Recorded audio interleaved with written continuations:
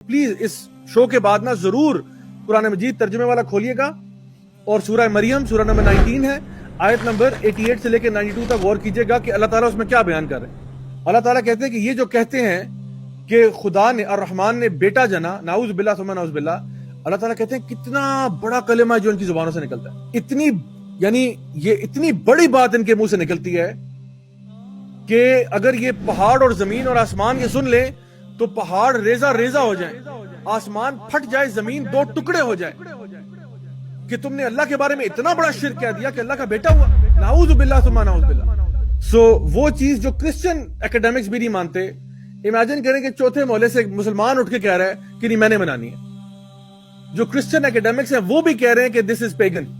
Now, we understand that December 25th is more than likely not the actual birth date of Jesus Christ. We understand that. In fact, we can be pretty sure he wasn't born that time of year.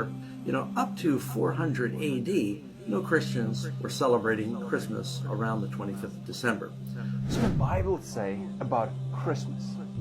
Well, if you look through it, it says nothing. Absolutely nothing. It doesn't even mention the date of Jesus' birth. یعنی یہ جتنی بھی میں نے آپ کو باتیں بتائی ہیں یہ میں نے کسی علامہ کا فتویٰ نہیں سنایا آپ کو، میں آپ کو کرسچن سورسز سے کوٹ کر کے بتا رہا ہوں کہ this is the history and the origin of the Christmas festival. نبی کریم صلی اللہ علیہ وسلم کی حدیث ہے ابو داؤد میں، حدیث نمبر 4031، جس میں آپ نے فرمایا کہ جو بھی کسی قوم کی مشابہت کرے گا وہ انہی میں سے ہوگا۔ تو صحابہ کہتے ہیں ہمیں تو بڑی خوشی ہوئی یہ بات سن کے کیونکہ ہم تو نبی سے محبت کرتے تھے، اور یہ ان کے ایکشن میں نظر بھی آتا تھا کہ وہ محبت کرتے تھے، تو they would act like him, they would be like him, they would try کہ ہم نبی کی سنتوں کو فالو کریں۔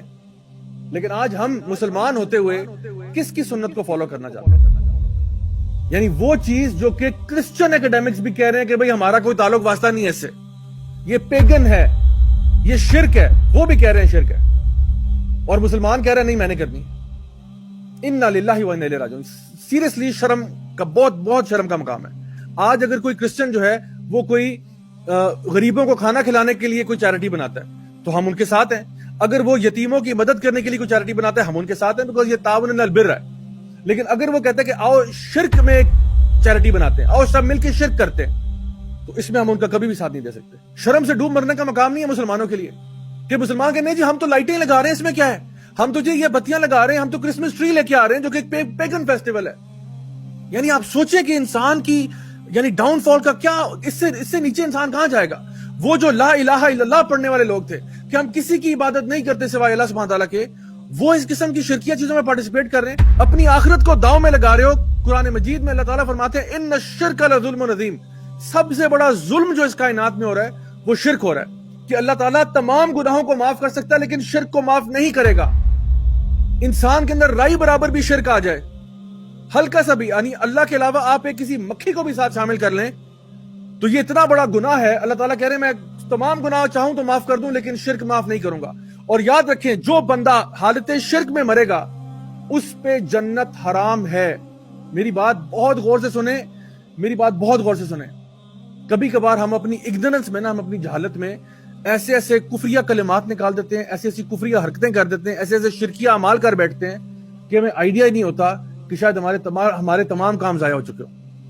تو یہ وقت آگے اگر آپ سے غلطی ہوئی ہے اللہ تعالیٰ سے معافی مانگ کے واپس لوٹیں اس طرف اور توبہ کریں کہ آئندہ ایسا کام ہم نہیں کریں گے۔